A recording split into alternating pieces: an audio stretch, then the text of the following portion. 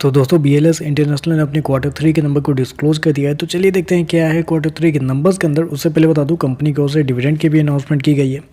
50 पैसा प्रति शेयर के हिसाब से कंपनी ने डिविडेंड का अनाउंसमेंट किया है 23 तारीख, जिसका रिकॉर्ड डेट है। तो याद रखिएगा 50 पैसा कंपनी की ओर से डिविडेंड की अनाउंसमेंट भी की गई है इस क्वार्टर में। डाटा लाख में है, मैं आपको क्रोर्स में बता रहा हूँ। पिछले क्वार्टर में कंपनी ने 407 करोड़ के आसपास का रेवेन्यू जनरेट किया था, पिछले साल 437 करोड़ के आसपास। अभी देखें तो अभी भी कंपनी का रेवेन्यू 437 करोड़ के आसपास आपको देखने को मिल रहा है। तो साल दर साल देखें तो साल दर साल कंपनी के रेवेन्यू के अंदर कुछ ज़्यादा चेंजेस आपको देखने को नहीं मिल रहे, ऑलमोस्ट फ्लैट है कंपनी का रेवेन्यू। वहीं अगर क्वार्टर जाते हैं तो क्वार्टर कंपनी के रेवेन्यू के अंदर एक हल्की सी तेजी आपको देखने मिला, अप्रोक्सीमेटली 7% के आसपास का जंप है। तो क्वार्टर देखें तो कंपनी का रेवेन्यू बढ़ता हुआ देखने मिला है, लेकिन साल दर साल कंपनी का रेवेन्यू ऑलमोस्ट फ्लैट आपको देखने को मिल रहा है। खर्चे की बात कर लेते हैं। पिछले क्वार्टर में 329 करोड़ खर्च किए थे, पिछले साल 375 करोड़। अभी देखें तो कंपनी खर्चे 356 करोड़ के आसपास आपको देखने को मिल रहा है।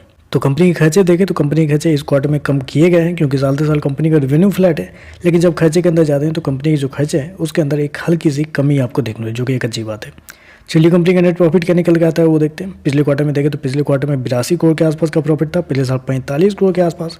अभी देखें तो बढ़ के 87 करोड़ के आसपास कंपनी का जो प्रॉफिट है वो आपको देखने को। तो साल दर साल देखें तो साल दर साल कंपनी के जो प्रॉफिट है उसके अंदर एक बड़ी तेजी आपको देखने को मिली।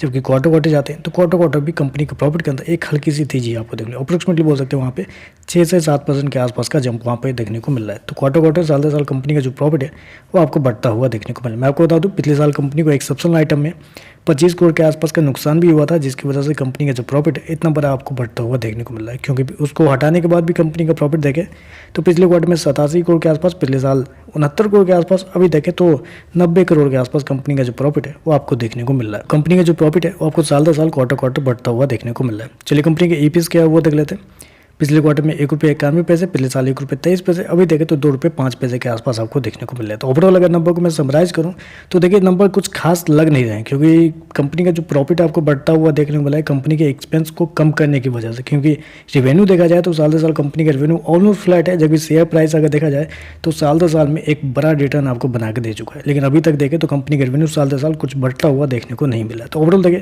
तो मेरे हिसाब से कुछ खास नंबर देखने को नहीं मिल रहा है। देखते हैं मार्केट कैसे हेड करता है। तो चलिए बस आज के लिए बस इतना ही। वीडियो पसंद आए तो लाइक कीजिएगा, साथ में साथ चैनल को सब्सक्राइब जरूर कीजिएगा। धन्यवाद।